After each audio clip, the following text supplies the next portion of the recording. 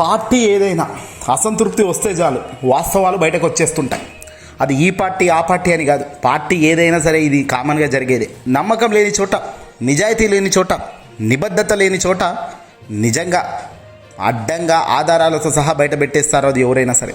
తాజాగా ఆంధ్రప్రదేశ్ రాజకీయాల్లో జగన్మోహన్ రెడ్డి గారి గురించి ప్రత్యేకంగా చెప్పాల్సిన పని లేదు. అయితే ఇదే జగన్మోహన్ రెడ్డి గారి గతంలో కాంగ్రెస్ పార్టీకి సంబంధించి కాంగ్రెస్ పెద్దలు చేసిన అవమానానిపై తాజాగా తెలంగాణకు సంబంధించిన కాంగ్రెస్ సీనియర్ నాయకులు టి జీవన్ రెడ్డి గారు సంచలన వ్యాఖ్యలు చేశారు. పార్టీలో తాజాగా ఆయనకు కొత్తగా వచ్చిన వలస ఎమ్మెల్యేలకు దత్తపుత్రులుగా చూస్తున్నారని, తమలాంటి పాత నాయకులను సమితి పుత్రులుగా చూస్తున్నారు అంటూ ఆయన తీవ్ర అసహనం వ్యక్తం చేశారు. ఇక ఈ పక్షపాత ధోరణి అనేది కాంగ్రెస్కు మొదటి నుంచి ఉన్నదే అంటూ కాంగ్రెస్కు రాజీనామా చేసిన జీవన్ రెడ్డి సంచలనంగా బాంబు పేల్చారు.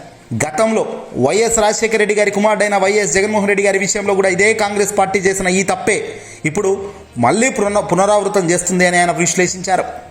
నాడు జగన్మోహన్ రెడ్డి గారి పట్ల చూపిన విపక్ష వల్ల పార్టీ ఇప్పటికీ నష్టపోతూనే ఉందని, జగన్మోహన్ రెడ్డి గారిని ఒక్కరిని ఇబ్బంది పెట్టడం వల్ల కేంద్రంలో ఉన్న కాంగ్రెసు, రాష్ట్రాల్లో ఉన్న కాంగ్రెసు ఉనికి లేకుండా పోయింది.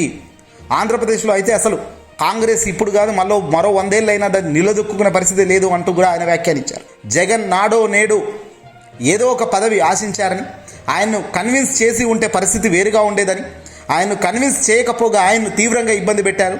వెరసి ఉప్పెనలాగా ఆయన పైకి ఎగిసుకుంటూ తన సొంత పార్టీని పెట్టడం అయితేనేమి, ఈరోజు దేశంలోనే అత్యంత లార్జెస్ట్ పార్టీగా అవతరించిన వైఎస్ఆర్సీపీ పార్టీని చూస్తుంటే గర్వంగా ఉందంటూ కూడా జీవన్ రెడ్డి అన్నారు.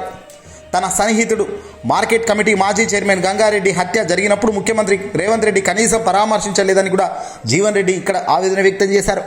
తనకు జరిగిన ఈ అన్యాయం, పక్షపాతం వల్లే తాను పార్టీ నుంచి బయటకు వస్తున్నట్టుగా కూడా తాను కుండబద్దలు కొట్టారు.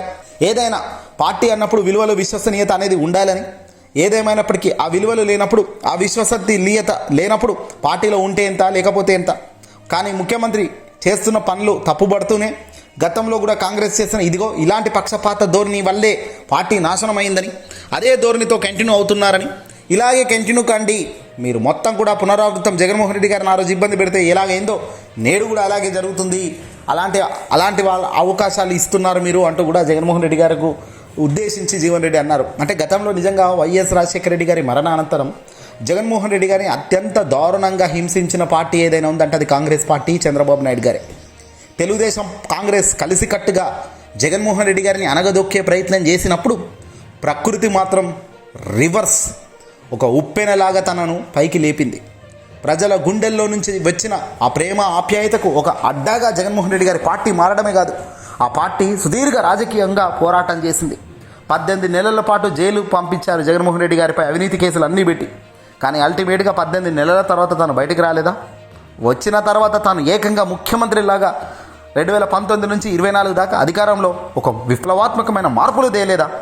ఒక మనిషిని తక్కువ చేయకూడదు, ఒక మనిషిని చిన్న చూపు చూడకూడదు, ఒక మనిషి ఇంతే గంతే అని అనకూడదు. వాడి టైం వచ్చినప్పుడు ఆలో ఉప్పెన ఎగిసెగిసి పడుతున్నప్పుడు అందుకునేందుకు మీ ఏ శక్తులు కూడా దరిదాపుల్లో కూడా ఉండవు అన్నది గుర్తుపెట్టుకోవాలి. అది ఎవరైనా. ఈ వీడియోపై మీ విలువైన కామెంట్ ఖచ్చితంగా తెలియపరచండి. గతంలో ఇప్పుడు చేస్తున్న తప్పులు ఏమైనా ఉంటే చెప్పండి.